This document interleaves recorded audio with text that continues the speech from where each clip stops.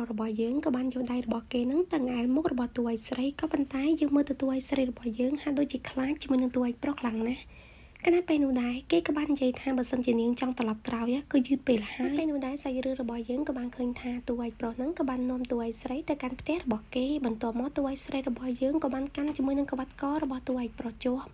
ហើយតួប្រុសរបស់យើងក៏បានឃើញតួឯកស្រីធ្វើបែបនេះហើយគេក៏បានសួរទៅកាន់តួឯកស្រីថាក្បាត់ករបស់គេស្អាតតែបានជាតួឯកស្រីចាប់អារម្មណ៍បន្ទាប់មកតួឯកប្រុសរបស់យើងក៏បានយកក្បាត់កហ្នឹងមកចងដៃរបស់តួឯកស្រីគណៈពេលនោះដែរយ៉ានក៏បានប្រាប់ទៅកាន់តួឯកប្រុសថាពួកយើងមិនគួរធ្វើរឿងបែបនេះនោះទេបំរុងនឹងរត់ចោលតួឯកប្រុសយើងទៅហើយក៏ប៉ុន្តែតួឯកប្រុសក៏បានប្រាប់ថានាងអាចរៀនអំពីរឿងនេះបាននេះសាច់រឿងរបស់យើងក៏បានឃើញទៀតថាតួឯកប្រុសរបស់យើងក៏បាននាំតួឯកស្រីចូលទៅក្នុងបន្ទប់របស់គេហ្វេនទាំងអស់គ្នាពេលវេលាមួយយប់ក៏បានកន្លងផុតទៅយ៉ាងឆាប់រហ័សពេលនេះយើងក៏បានឃើញថាពេលព្រឹកហ្នឹងក៏បានបន្តតួឯកស្រីរបស់យើងគឺពោពេញទៅដោយស្នាមនៅលើកករបស់នាងពេលដែលស៊ីយ៉ានបានដឹងខ្លួនពេលនោះដែរយើងក៏បានឃើញថារបស់យើងជីជូហ្នឹងក៏បានដើរចូលមកក្នុងបន្ទប់មកយ៉ានក៏បានសួរទៅកាន់តួឯកប្រុសថាឯណាទៅលុយដែលលោកបាននិយាយថាឲ្យខ្ញុំតែបានលើតួឯកស្រីនិយាយអញ្ចឹងរួចហើយតួឯកប្រុសក៏បាននិយាយថាការពីយប់មិញហ្នឹងខ្ញុំបានជួយនាងកន្លែងបដាលដោយគិតថានាងត្រូវគេបង្ខំតែការពិតទៅគឺជាការស្ម័គ្រចិត្តរបស់នាងនោះទេពីនិយាយចប់តួប្រុសរបស់យើងក៏បានហត់ជាមួយនឹង ATM ពណ៌ខ្មៅមួយឲ្យទៅកាន់តួឯកស្រីស៊ីយ៉ានបានទទួលជាមួយនឹងការនេះរួចហើយនាងបំរុងនឹងចាចេញពីទីកន្លែងនេះទៅហើយក៏ប៉ុន្តែជាគ្មានកម្លាំងងើបចេញពីក្រែតទៅសោះពេលនោះដែរតួឯកប្រុសរបស់យើងក៏បានជួយទ្រតួឯកស្រីណាបន្ទាប់មកគេក៏បាននិយាយទៅកាន់តួឯកស្រីទៀតថាបើសិនជានាងត្រូវការលុយនាងអាចមករកខ្ញុំបា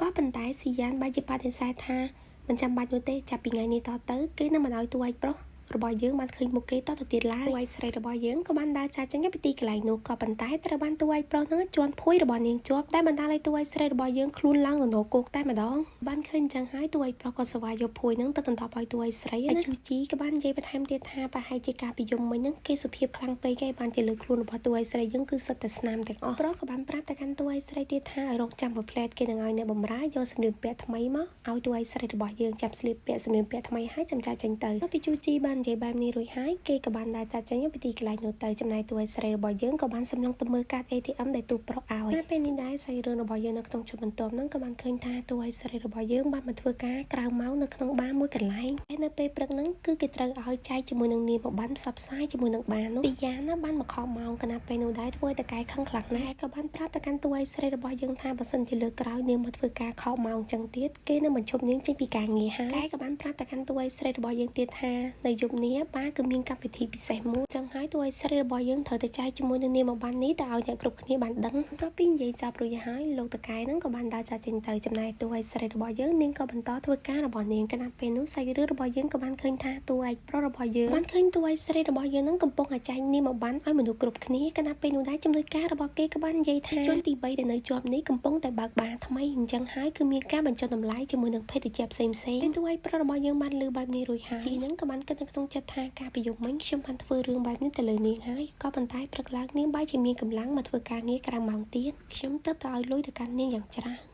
ហើយតែបានជានាងនៅតែមកធ្វើការបែបនេះទៅពីគិតបែបនេះរួចហើយតួឯកប្រុសរបស់យើងបំរុងនឹងដើរចាចេញទៅហើយក៏ប៉ុន្តែក៏បានលើតួឯកស្រីរបស់យើងនឹងនិយាយទូរស័ព្ទជាមួយនឹងអ្នកម៉ាក់របស់នាងហើយរបស់ស៊ីយ៉ានអត់ស្ងប់ចិត្តនោះទេគាត់ក៏បានទារលុយពីគុនស្រីរបស់គាត់ទៀតចំនួន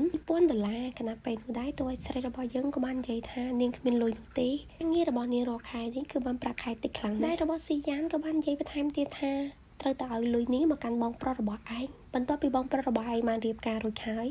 ពួកគេមិនទាន់មានលុយសម្រាប់ទិញផ្ទះនោះទេដែលតួឯកស្រីរបស់យើងបានរកឲ្យផ្ញើអ្នកម៉ាក់របស់នាងមុនហ្នឹងអ្នកម៉ាក់របស់នាងបានយកលុយនេះទៅរៀបការឲ្យបងប្រុសរបស់នាងរួចរាល់ហើយយ៉ានក៏បាននិយាយទៅកាន់ម្ដាយរបស់នាងថាអ្នកម៉ាក់បានលួចខ្ញុំទៅកាន់ក្លឹបបដាល់មួយកន្លែងបានលុយរហូតដល់$5000ហើយហើយតែបានជិះមកទារលុយពីខ្ញុំទៀតប៉ុន្តែម្ដាយរបស់ស៊ីយ៉ានក៏នៅតែគំរាមកូនស្រីរបស់គាត់ដដែលថាបើសិនជានាងមិនឲ្យលុយមកកាន់គាត់នោះទ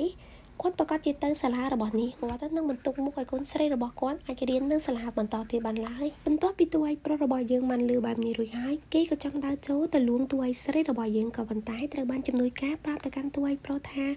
ថ្ងៃនេះគឺមានការជួបជុំជាមួយនឹងលោកតកែក្រុមហ៊ុនផ្សេងទៀត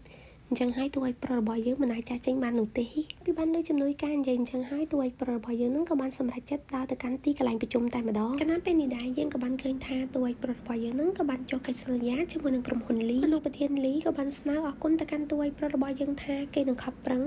ធ្វើការងារនេះឲ្យបានល្អបំផុតមិនឲ្យតួឯកប្រុសរបស់យើងខកបំណងនោះទេពេលនោះដែរយើងក៏បានឃើញថាជូដែលជាមិត្តភក្តិរបស់តួឯកប្រុសរបស់យើងក៏បានចូលមកខាងក្នុង office របស់តួឯកប្រុសបន្ទាប់មកគេក៏បានបបួលតួឯកប្រុសរបស់យើងទៅកាន់បារមួយកន្លែងហើយជូក៏បានប្រាប់ទៅកាន់តួឯកប្រុសរបស់យើងថាមានបារមួយកន្លែងបើកនៅជាប់នេះអ្វីដែលសំខាន់នោះគឺឮសំឡេងតន្ត្រីចេញពីបារនោះមកគឺពីរោះខ្លាំងណាស់ក៏បានឮបែបនេះភ្លាមតួឯកប្រុសរបស់យើងក៏បានចាប់អារម្មណ៍តែគេបានសួរទៅកាន់មិត្តភក្តិរបស់គេថាតើបារមួយកន្លែងនោះនៅឯណាទៅឥ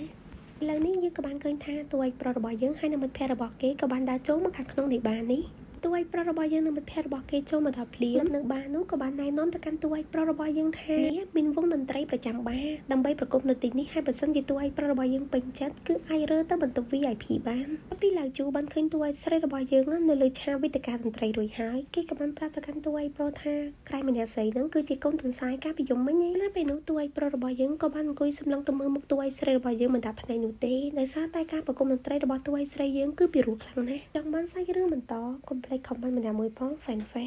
admin នឹងសម្រាយរឿងនេះពីដើមរហូតដល់ចប់